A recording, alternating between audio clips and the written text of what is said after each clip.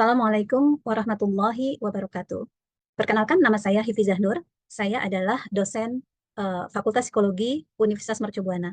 Saat ini saya akan memperlihatkan sebuah video pembelajaran yang dari salah satu mata kuliah yang saya ampu, yaitu mata kuliah Perkembangan Sepanjang Hayat. Sebelumnya saya akan share screen dulu. Ya. Perkembangan sepanjang hayat adalah mata kuliah yang membahas tentang perkembangan manusia dari masa remaja, dewasa awal, parubaya, dan dewasa akhir atau lansia, sampai pada pembahasan tentang kematian. Masa remaja usia belasan ya sampai usia 18, kemudian dewasa awal sekitar 18 atau 20 sampai usia 40, parubaya sekitar 40 sampai 60, dan dewasa akhir adalah di atas 60 tahun. Nah, kemudian ini adalah mata kuliah wajib yang harus diambil oleh mahasiswa di semester 4, dan bobot perkuliahannya adalah 3 SKS. Capaian pembelajaran lulusan dari mata kuliah ini adalah mahasiswa diharapkan mampu menguasai konsep teoritis utama tentang lifespan development dan juga teori perkembangan manusia, dan juga menguasai konsep teoritis tentang teori perkembangan fase remaja sampai lansia ya, dalam aspek fisik, kognitif, dan psikososial. Sedangkan keterampilan umum yang diharapkan didapatkan oleh mahasiswa setelah menjalani mata kuliah ini adalah mereka mampu menerapkan pemikiran logis, kritis, sistematis, dan inovatif dalam konteks pengembangan atau implementasi ilmu pengetahuan dan teknologi yang memperhatikan dan menerapkan nilai humaniora yang sesuai dengan bidang keahliannya, yaitu psikologi. Lalu keterampilan khususnya, mereka mampu menyampaikan gagasan secara tertulis, menampilkan presentasi secara efektif, dan menggunakan teknologi informasi secara bertanggung jawab. Capaian pembelajaran mata kuliah ini adalah mahasiswa mampu menerapkan pengetahuan dasar tentang perkembangan remaja sampai dewasa akhir dari sisi fisik, kognitif, emosi, dan sosial, dan juga mampu menganalisis masalah-masalah terkini dari perkembangan yang terjadi di masa tersebut, serta memahami fenomena kematian. Saya akan menjelaskan dan juga memperlihatkan video yang membahas tentang sub CPMK 4, sub CPMK 6, maaf, yaitu mampu mengidentifikasi masalah-masalah sosial budaya dan penelitian terkini yang terkait pada masa remaja dan dewasa muda. Mata kuliah ini bisa dilakukan secara tatap muka atau juga daring, dan mata kuliah proses pembelajaran yang saya perlihatkan adalah proses pembelajaran secara daring, ya, atau melalui online. Perkuliahan online yang dilakukan biasanya menggunakan platform yang kami sebut dengan POS ya, untuk mengupload materi bacaan, kemudian membuka forum dan membuat kuis yang harus dikerjakan oleh mahasiswa selama 1 pekan pembelajaran. Kemudian kami juga ditambah ya menggunakan media Zoom meeting atau Jimit untuk tatap muka secara langsung ya. Nah, video yang akan saya perlihatkan adalah video pertemuan ke-6, di mana subcapaian pembelajarannya adalah mengidentifikasi masalah-masalah sosial budaya dan penelitian terkini yang terkait pada masa remaja dan dewasa awal. Metode pengajaran yang saya lakukan adalah problem-based method, di mana mahasiswa selain mendengarkan materi perkuliahan, juga turut aktif memecahkan masalah terkini yang akan membentuk kemampuan kritis, komunikasi, dan juga daya nalar mahasiswa.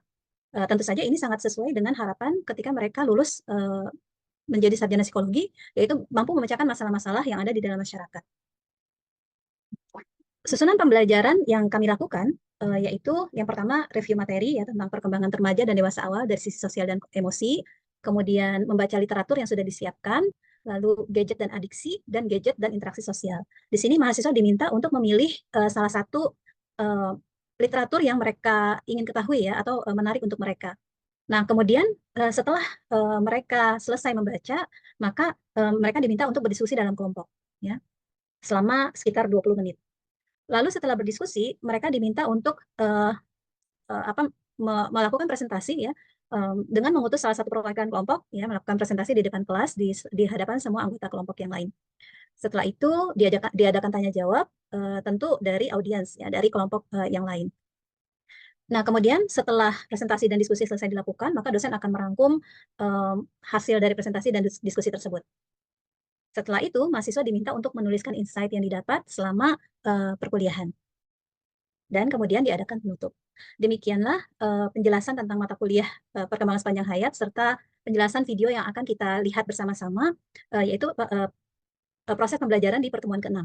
Baik, mari kita lihat bersama-sama video proses pembelajarannya.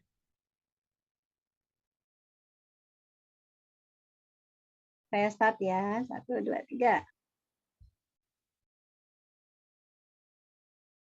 Tadi juga mungkin yang dibahas dalam apa yang ditanyakan dalam kuis, temperamen dapat terlihat dari usia berapa tahun? 3 tahun, Bu. 3 tahun ya. Jadi kalau kita ngelihat memperhatikan anak-anak, anak-anak yang usia 3 tahun itu udah kelihatan tuh, mereka yang gampang ngambek, mereka yang lincah, yang ceria itu ternyata udah kelihatan. Nah, kemudian apa perbedaan antara gaya kelekatan aman, menghindar, dan cemas? Kalau kelekatan aman seperti apa? Kalau gaya kelekatan aman? Ada yang tahu? Kalau Kenapa? Siapa Mbak Arianis ya? Mau ngomong? Kak Silakan, Bu. Candini dulu. Enggak, Kak Arianis. Yang saya ketahui sih kalau kelekatan aman itu jadi si anak dan figur pengasuh itu dia punya punya hubungan yang baik gitu, Bu. Jadi pengasuhan itu baik gitu si anak antara anak dan si figur lekatnya itu. Jadi cenderung anak yang punya kelekatan aman itu akan lebih percaya diri dan bersikap positif sih. Dan juga mudah membangun hubungan atau enggak? Ketika Iya, dewasa. Bu, betul. Kalau menghindar bagaimana? Gaya kelekatan menghindar. Attachment, ya, yang menghindar. Ini kan kalau menghindar sih, kalau menghindar kayaknya untuk saat nanti dewasa dia lebih ke ragu-ragu sih, Bu, untuk percaya ke orang lain gitu. hubungan, ragu-ragu, kemudian juga tidak nyaman justru ya ketika dekat dengan orang lain. Dan yang cemas itu yang seperti apa? Posesif, Bu. Betul, obsesif ya sama pasangannya. Jadi kalau ada orang yang cemburuan, obsesif gitu ya, berarti dia attachment-nya termasuk attachment yang cemas ya, ciri-cirinya. Mudah-mudahan ini ya, Masnya nggak begitu ya pada pasangan. Oke, nah sekarang enggak ya, mudah-mudahan ya. Mana istrinya? Coba kita tanyakan. Oke, apa perbedaan cinta romantis, cinta yang sifatnya kasih sayang, dan cinta yang sempurna? Ada yang sudah baca? Cinta yang romantis? Maaf. Cinta yang romantis itu cinta yang hubungannya mendalam, Bu. Terus kalau kasih sayang itu memberi rasa hangat. Dan cinta yang sempurna itu hubungan yang ideal gitu. Nah, kalau cinta yang romantis itu sebenarnya justru cinta yang di awal-awal itu yang menggebu-gebu, kemudian lebih ke fisik.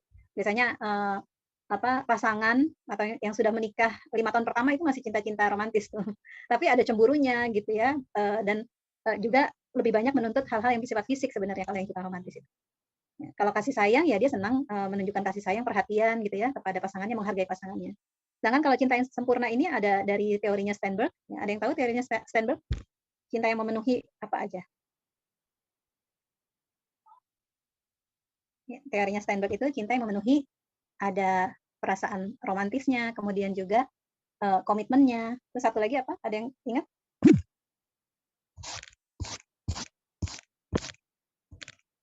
Ya. Jadi ada gairah, keintiman, sama komitmen kalau yang Steinberg itu ya. Oke, baik kita lanjut ya. Nah, sekarang kita masuk ke yang materi pokok kita hari ini tentang isu-isu perkembangan psikososial dewasa muda ya. Nah, ini saya akan minta kalian untuk membaca literatur dalam waktu 10 menit ya.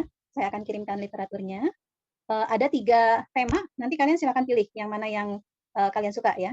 Gadget dan komunikasi dalam keluarga, gadget dan emosi, sama gadget dan FOMO. Ada yang tahu FOMO itu apa? Tidak mau ketinggalan sesuatu, Bu. Tidak mau ketinggalan ketinggalan up to date ya. Ketinggalan apa ya namanya? Pokoknya fear of missing out ya. Harus selalu up to date gitu ya. Nah, nanti setelah kalian membaca, nanti akan saya buatkan breakout room. Nah, nanti silakan pilih roomnya sesuai dengan tema-tema yang udah kalian pilih dibaca tadi. Di situ nanti diskusi, nah nanti ada presentasinya. Nanti silakan tunjuk satu orang untuk melakukan presentasi. Oke, saya kirimkan dulu ya ininya. Kumpul semua ya. Oke, silahkan. Ini dari kelompok 1 nih, gadget dan komunikasi. Siapa dulu yang mau presentasi?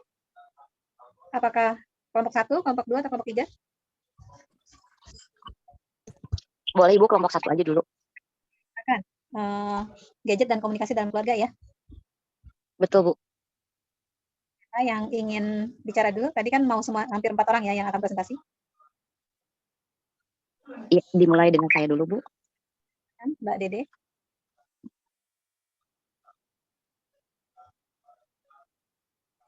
Apa mau share screen? Boleh? Oh, nggak usah, Bu. Saya di handphone soalnya. mulai aja. Nggak bisa buka ini ya kamera ya? Iya betul Ibu. Oke, silakan Mbak Dede. Oke, selamat malam semuanya. Saya mau di sini mau mengambil kesimpulan dari masalah gadget atau perangkat teknologi digital yang seperti ponsel, tablet, komputer, ya dapat memiliki pengaruh signifikan terhadap komunikasi dalam keluarga atau pemahaman di antara anggota keluarga ya. Ada beberapa dampak, termasuk dampak positif dan negatif dalam menggunakan gadget. Dalam konteks komunikasi keluarga, pengaruh positifnya itu adalah komunikasi jarak jauh. Gadget yang akses informasi seperti yang dibutuhkan saat ini, dapat berbagi momen atau pengalaman melalui media sosial seperti yang di-upload atau diunggah di berbagai sosial media ya Bu. Dan yang terakhir dampak positifnya itu edukasi dan pembelajaran. Selain dampak negatif selain dampak positif ada juga dampak negatif seperti isolasi sosial. Yang kedua, gangguan dalam komunikasi secara langsung. Kurangnya interaksi secara langsung akan mengganggu waktu yang berkualitas bersama keluarga, dapat terganggu mengurangi kesempatan untuk saling berbagi dan komunikasi. Peningkatan stres pun itu menjadi pengaruh negatif untuk keluarga. Masalah kesehatan mental itu sudah pasti dengan kita membuka banyak sosial media itu secara tidak langsung akan berkontribusi pada masalah kesehatan mental seperti kecanduan media sosial atau penyalahgunaan teknologi. Untuk Selamat malam semua teman-teman. Poin kedua itu penyebab dari ketergantungan gadget terhadap keluarga itu bisa disebabkan karena kemajuan teknologi yang membuat keluarga merasakan mendapatkan hiburan, informasi, terus koneksi sosial secara cepat kayak di Facebook, kerabat jauh bisa berkumpul lagi di sosial media. Terus ketergantungan game dan menghabiskan banyak waktu di depan layar karena itu udah nggak bikin capek karena di poin 4 penggunaan belajar. Silakan Kak Duta. Oke, baik, terima kasih. Izin Bu Ifiza untuk menjawab nomor 3. Dalam apa efeknya dalam gadget dan komunikasi dalam keluarga. Jadi efeknya ini penggunaan gadget yang tidak cerdas pada anggota keluarga berpotensi untuk mengubah peran-peran dari keluarga tersebut dan mempengaruhi fungsi keluarga secara keseluruhan bagi setiap anggota keluarganya. Jadi dalam interaksi sosial di keluarga cenderung membuat kita jauh dalam bersosialisasi dalam keluarga. Dapat diminimalisir dengan pemberian intervensi dan dari pekerja sosial keluarga sesuai fungsinya. Jadi, tapi untuk efek positifnya adalah ketika kita berada pada interaksi sosial yang baik, gadget positif yang baik, jadinya ketika orang tua berada dalam luar kota, seperti ayah ada di suatu tempat atau ibu dalam suatu tempat, kita bisa komunikasi secara baik. Untuk kelompok gadget dan emosi, siapa yang akan presentasi? Izin Ibu untuk gadget dan emosi pertama. Latar belakang dari jurnal ini juga dikatakan bahwa masalah emosi itu bisa mengakibatkan hal yang serius gitu ya. Sebesar 20% masalah emosi itu prevalensi masalah emosi dan perilaku pada anak-anak diperkirakan sebanyak 20% di seluruh dunia. Pada sampel di penelitian gadget dan emosi, itu dari hasil wawancara, 8 dari 10 remaja itu menggunakan gadget 5-8 jam dalam sehari untuk membuka media sosial seperti Instagram, WhatsApp, bermain game, menonton YouTube. Nah, itu perilaku juga emosi pada remaja tersebut seperti menjadi malas, lupa waktu akan sholat, mudah marah, dan lain sebagainya gitu. Bahkan ada yang sampai mengurung diri. Kemudian dari data juga didapatkan hasil hubungan kecanduan gadget dengan emosi itu untuk yang tingkat kecanduan gadgetnya tinggi sebanyak 44,3%, sedangkan untuk tingkat kecanduan gadget yang tinggi itu sebanyak 36,4%, sedangkan untuk yang rendah itu sebanyak 57,6% pada tingkat emosi yang normal. Kemudian untuk tipe emosi yang borderline, itu untuk tingkat kecanduan gadget yang tinggi itu sebanyak 43,6%. Sedangkan untuk tingkat yang rendah kecanduan gadgetnya pada tipe emosi borderline itu sebesar 42,4%. Dan pada tipe emosi abnormal, pada tingkat kecanduan gadget yang tinggi itu sebesar 20%, sedangkan pada tingkat kecanduan gadget yang rendah itu sebesar 0%. Stimulus dan perilaku yang repetitif itu akan mempengaruhi struktur otak. Nah, struktur otak ini nanti akan mempengaruhi perilaku dan emosi manusia. Jadi ada pula orang yang kecanduan dalam gadget, maka yang akan bekerja itu secara intensif adalah otak bagian tengah, yaitu mengedepankan emosional. Ketika sebab yang lain adalah individu itu, remaja itu memiliki rasa nyaman yang dibangun ketika melihat media sosial. Dari nomor 3, efek menurut individu bisa menjadi mudah marah, lupa akan waktu karena otak yang berfungsi membangun rasionalis itu kan termanipulasi jadinya. Terus kurang bersosialisasi karena otak yang bagian imajinatifnya lebih mendominasi, terus malas beraktivitas, serta gelisah karena emosinya tadi kan lebih dikedepankan, terus bisa jadi mengamuk ketika dunia yang sudah dia anggap nyaman yaitu gadgetnya diambil. Itu efeknya.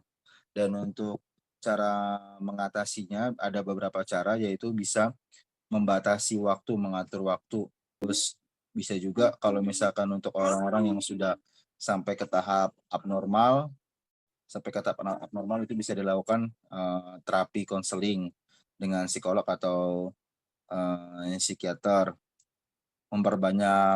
Bisa juga memperbanyak aktivitas di luar rumah, memperbanyak aktivitas sosial. Begitu, Ibu. Ini tadi kan di artikelnya sendiri di jurnal tuh ada bahasan tentang ini ya, tentang borderline sama abnormal gitu kan, istilah-istilah psikologi itu ya. Ada yang bisa menjelaskan nggak itu apa yang dimaksud dengan tadi tipe kepribadian borderline sama abnormal? Yang dimaksud dengan abnormal itu apa? Perilaku abnormal sendiri. Perilaku abnormal itu perilaku yang memang maladaptif. Sudah perilaku yang tidak bisa beradaptasi dengan lingkungan, dengan dirinya sendiri. Bahkan kalau misalkan borderline yang mungkin saya pahami dari arti tersebut adalah turunnya fungsi kognitif dan fungsi produktivitasnya, Bu. Kalau normal biasa. Ada lagi yang mau menambahkan mungkin? Sebenarnya borderline itu bukan cuma ada dalam istilah IQ ya. IQ kan juga ada borderline-nya. Ternyata ada juga dalam istilah emosi tadi. Kalau borderline sih kayaknya itu, Bu, dia lebih sulit mengendalikan emosinya ya. Jadi sulit mengendalikan dirinya sendiri. Kalau misalkan abnormal itu dia terlalu berlebihan dalam tingkah lakunya. Normalnya ya udah nggak normal lagi gitu ya. Maksudnya buat orang yang melihat kita yang normal ini melihat kok begitu amat gitu.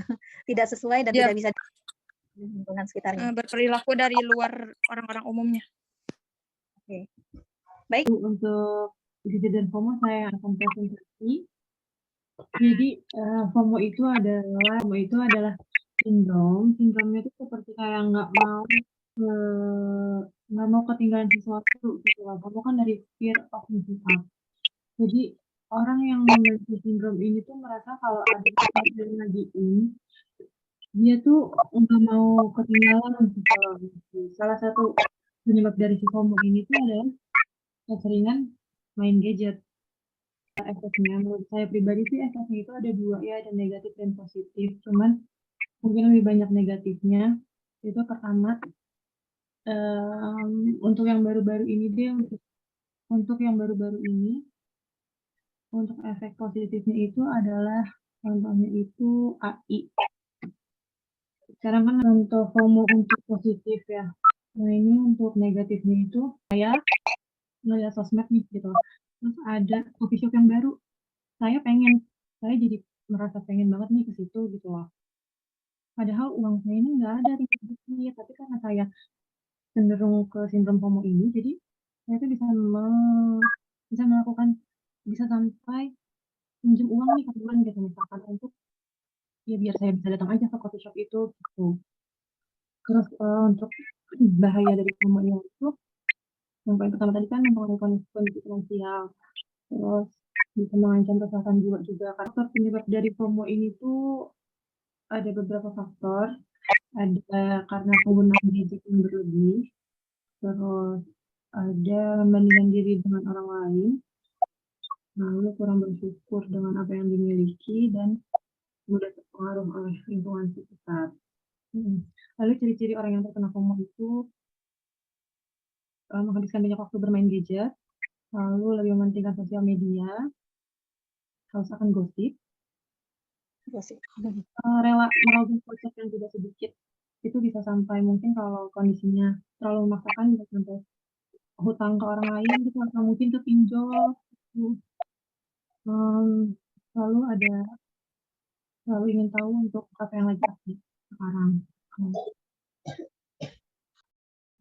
Untuk mencegah FOMO ini, untuk mencegah FOMO ini tuh bisa dilakukan dengan cara batasi penggunaan gadget, batasi penggunaan sosial media, lalu lebih menghargai diri sendiri, lebih mengembangkan hobi dan menggali potensi, lalu banyak bersyukur dan selalu berpikir positif, lalu bisa dengan cara mengubah konten-konten yang ada di sosial media kita. Cara mengatasinya adalah membatasi gadget ya, mau nggak mau ya. Atau memang ini ada masalah yang sangat udah urgen sekali mungkin ya di antara di dalam masyarakat kita gitu.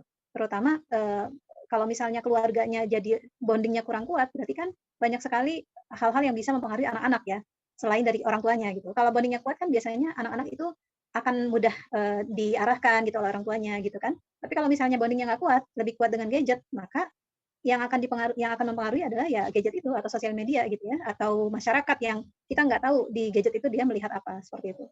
Nah makanya ini harus perlu atasi gitu masalah-masalah seperti ini, terutama juga tadi yang masalah emosi gitu ya. Betapa banyak anak-anak kita yang karena mereka lebih kuat dengan gadget ya, tadi seperti yang dibicarakan oleh Mas siapa tadi, Mas Pasha ya, bahwa yang aktif itu adalah otak emosinya ya, otak emosinya atau otak ngah gitu. Di dalam karena ketika kita ya, bukan cuma anak-anak itu atau bukan cuma orang-orang yang di luar kita, ketika kita memegang gadget ya, terutama untuk hal-hal yang bersifat hiburan, maka hormon-hormon dopamin kita yang memang dia akan bekerja ketika kita senang dengan sesuatu gitu ya, maka dia akan keluar gitu. Dan hormon dopamin inilah yang membuat kita merasa happy, attachment, merasa attached gitu ya, merasa ada keterikatan dengan gadget itu. Dan karena pengeluaran hormon dopamin yang kurang proporsional ya, tidak sesuai dengan, maksudnya tidak ada hubungannya dengan motivasi, kemudian juga nilai-nilai yang kita anut ya, maka tadi peran PFC itu ya yang mengontrol emosi ya, otak depan yang mengontrol emosi itu akhirnya jadi terpinggirkan gitu. Jadi kita lebih terbiasa menggunakan emosi ketika melakukan sesuatu ya. Itu salah satu efek dari gadget ya. Masalahnya kalau misalnya remaja, ini kan artikelnya kan remaja ya, meskipun ada yang usianya 19 tahun ya yang udah masuk dewasa awal.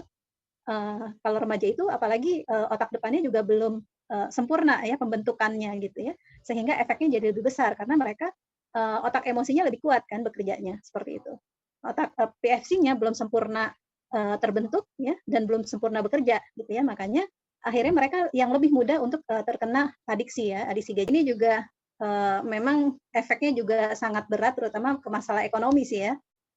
Bagaimana kalau orang yang udah fear of missing out, mereka akan jor-joran gitu ya mengikuti keinginannya untuk selalu up to date ya, selalu mengikuti perkembangan tren ya di luar sana gitu. Mereka itu bukan cuma bermasalah di masalah emosinya atau komunikasinya, tetapi justru masalah keuangannya juga jadi semakin bermasalah gitu. Nah ini juga masalah perilaku yang harus diatasi nih, terutama kan. Jadi saya izin bertanya, gimana sih Bu cara ngatasi FOMO dengan hal yang positif? Makasih Bu.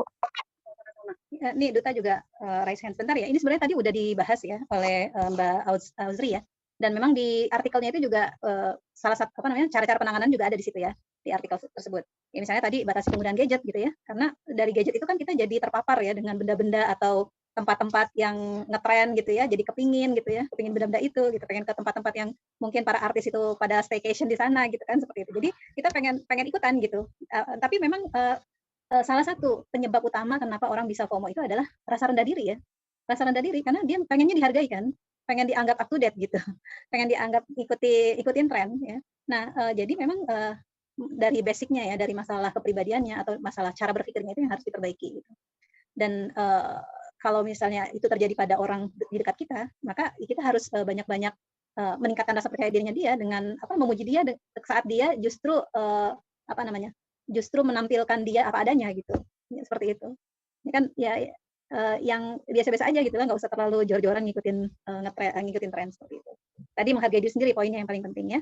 Terus tadi membatasi penggunaan gadget dan berusaha untuk mengembangkan hobinya sendiri ya. Nggak usah ikut-ikutan orang lain, yang penting dirinya sendiri tahu ya, dia punya track, punya arah tujuan yang jelas gitu ya dalam hidupnya, sehingga dia nggak ngelihat kanan kiri gitu. Karena ya mungkin boleh ya sekali-sekali kita staycation kemana gitu ya, ke tempat yang bagus gitu ya, tapi kan nggak harus diikutin terus-menerus gitu. Ada hal-hal penting yang perlu kita lakukan ya, jadi melakukan skala prioritas juga ya. Sama ya banyak-banyak bersyukur ya dengan kondisi kita, meskipun kita nggak bisa ngikutin orang lain ya. Kan ada tuh ya kalau di sosmed itu kan biasanya mereka menampilkan sesuatu yang wah gitu kan, karena memang orang juga ingin melihat sesuatu yang menarik gitu. Meskipun ada juga misalnya kalau saya lihat artis-artis medsos ya, artis-artis medsos itu yang dia tuh apa adanya gitu, nggak menunjukkan kekayaannya tapi menunjukkan kerja kerasnya, itu sebenarnya bagus ya. Dan dia mempengaruhi orang untuk bekerja keras gitu kan, nggak cuma ngelihat saat dia lagi udah jadi gitu kan, tapi dia memperlihatkan proses sampai dia menjadi seorang pengusaha sukses itu. Itu ada yang dari mana tuh? Yang dari Sunda ya, Ciamis kalau nggak salah, itu ada artis medsos yang kayak itu, dulu pernah ke Jepang terus buka toko, pas balik dari Jepang ngumpulin modal buka toko gitu. Itu kan bagus kan sebenarnya. Jadi yang ditonton yang kayak gitu-gitu gitu, yang positif-positif seperti itu. Gimana tadi yang nanya? Cukup jelas kah? Makasih juga ya udah hadir. Silakan Duta. Ibu izin bertanya Bu, apakah FOMO dan kelebihan gadget ini selalu bersifat negatif Bu? Apakah ada contoh atau sesuatu yang menghasilkan positif? Kan tadi dijelasin itu contoh tersebut itu selalu hal yang negatif. Apakah ada yang ke positifnya Bu? Terima kasih Bu. FOMO ya, FOMO aja atau yang lainnya tuh apa tadi? Yang gadget yang berlebihan tadi Bu. Dan gadget yang berlebihan. Iya betul. Sebenarnya tadi dari semua kelompok udah menjelaskan ya, ada sisi positif, ada sisi negatifnya gitu kan. Yang penting sebenarnya bagaimana kita menjadikan gadget ini sebagai alat untuk suatu hal yang positif ya kan. Kayak misalnya tadi yang positif itu ya, kalau FOMO ya, misalnya orang tuh ada hal-hal positif yang baru yang keluar dan kita tuh pengen tahu gitu, dan kita jadi tergerak untuk tahu ya kan, itu juga FOMO juga kan. Kayak misalnya tadi artificial intelligence kan. Jadi banyak orang-orang yang terutama orang-orang IT yang ketika mereka menggunakan AI ini atau artificial intelligence ini, mereka pekerjaannya jadi lebih ringan gitu kan. Ya termasuk juga kita menggunakan kecanggihan teknologi ini untuk mendapat sesuatu yang positif ya buat hidup kita. Bukan jadi pengganggu tapi membuat sesuatu yang positif, ya kan? Gitu, Duta. Terima kasih Bu. Teman-teman yang lain mungkin silakan kalau misalnya ada yang mau menambahkan atau mau komentar memaknai penggunaan gadget secara bijak dari Mbak Lala ya, Kak Lala. Benar nggak Kak Lala panggilnya? Nurlisa Aroh. Iya Bu. Artinya mengolah gadget dan FOMO dengan hal positif, oke? Terima kasih banyak nih pada teman-teman yang udah mau bergabung di sini ya, meskipun malam-malam ya, dan mungkin juga di sini ternyata lebih banyak yang nggak ada di sebagai anggota kelas saya ya di semester pendek ya, karena mereka tertarik juga ternyata tentang tema ini. Tapi mudah-mudahan kelas kita jadi lebih aktif ya, lebih semarak dibanding kalau misalnya saya aja yang ngobrol gitu ya, saya aja yang ngomong terus-terusan. Kalian juga mungkin ngantuk kali ya kalau dengerin terus ya. Tapi ketika diskusi jadi keluar ya apa-apa yang bisa yang kalian pikirkan gitu ya. Kemudian juga yang ide-ide yang tadi muncul itu ya semuanya bagus-bagus sekali. Sebelum saya tutup, kita dengarkan pantun lagi ya, pantun penutup ya. Bu Dina membawa bonsai, lalu duduk makan stroberi. Semua materi telah usai, saatnya saya undur diri. Baik, terima kasih banyak semuanya. Insya Allah